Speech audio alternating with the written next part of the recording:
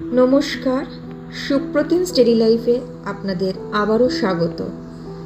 আজ 28শে মার্চ। আজকে আমরা শ্রীনগর থেকে যাব দুধপাত্রি। এই রাস্তাটি শ্রীনগর থেকে দুধপাত্রি যাওয়ার রাস্তা।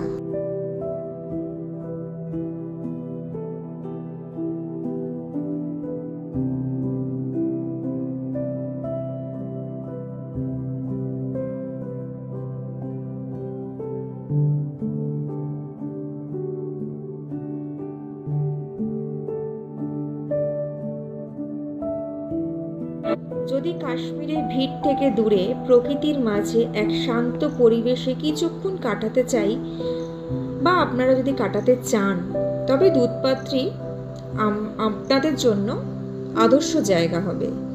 এটি এমন একটা জায়গা যেখানে প্রকৃতির তার সমস্ত রূপে আপনাকে বরণ করে নেবে।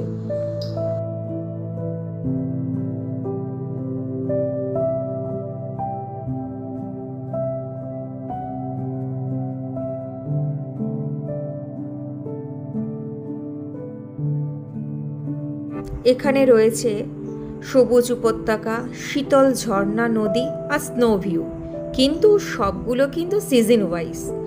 গ্রীষ্মকালে যেমন সবুজ মাঠে ঢাকা ঘাস, গরু চড়াবে মাঠে ঘাটে, এরকম দৃশ্য দেখা যায়, তেমনি আবার শীতকালে তাজা ঠান্ডা বরফ গলা জল পাহাড় থেকে নেমে আসছে। আর স্নো ভিউ শীতকালে পুরো অঞ্চলটিকে বরফে ঢেকে দেয়। এক দারুণ শীতকালীন অভিজ্ঞতা আমরা সঞ্চয় করেছিলাম স্নো ভিউর টাইমে।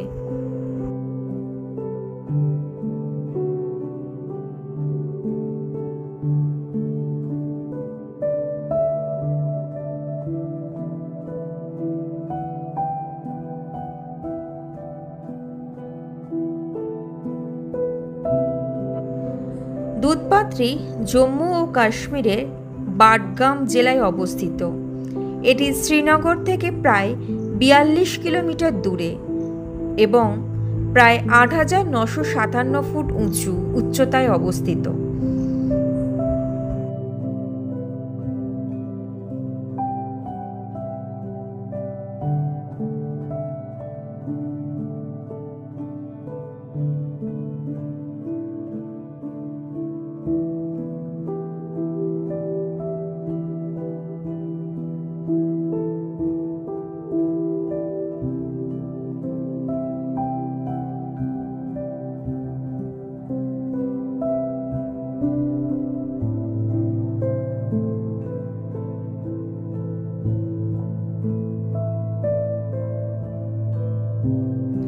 দুধপাত্রিতে থাকার ব্যবস্থা খুবই সীমিত। বেশিরভাগ মানুষই দিন ভ্রমণ করেন এবং রাতে শ্রীনগরে ফিরে যান। আমরাও তাই করেছিলাম। তবে কিছুদিনের মধ্যে এখানে হোমস্টে এবং ট্যুরিস্ট হাট নির্মাণের কাজ চলছে।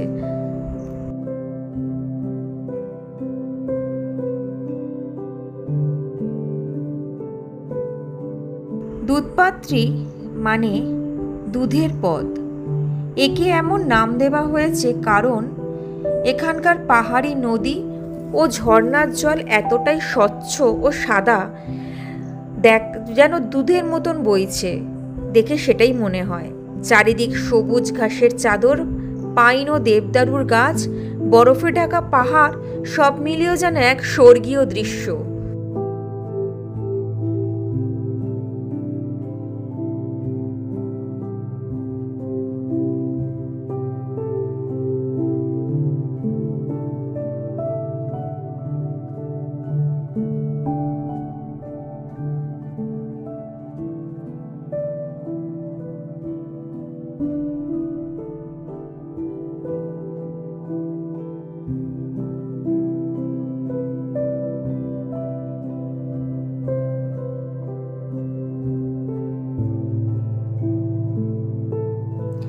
আমরা দুধপাত্রি ঘুরে দেখেছি ঘোড়ায় চড়ে, আবার কিছুটা রাস্তা স্নো বাইকে। এখানে দুটোই অপশান আছে, ঘোড়া চড়ে বা স্নো বাইকে।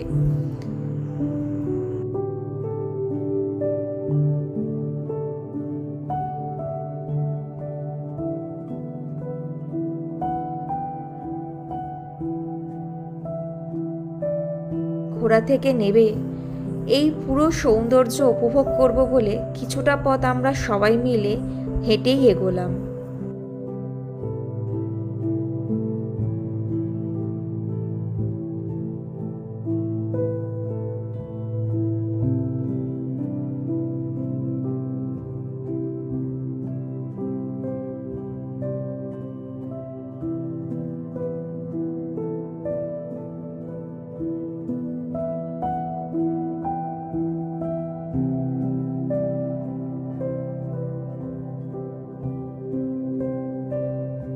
ঘোড়া, স্নো বাইক সব কিছু দূরে ফেলে এবার আমরা দুধপাদ্রি থেকে আংশিক নিচে নেমে এসেছি। এখানে কিছুটা স্ন্যাক্স যেমন চা কফি আর ম্যাগি খেয়ে প্রকৃতির দিকে তাকিয়ে কিছুটাকে প্রকৃতিকে দু চোখ ভরে উপভোগ করে আবার গাড়ি ধরে শ্রীনগরের উদ্দেশ্যে এগোতে শুরু করব।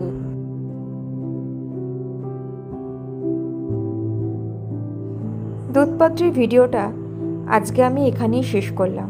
যদি আপনাদের ভালো লেগে থাকে তাহলে প্লিজ লাইক, শেয়ার, সাবস্ক্রাইব করে দেবেন।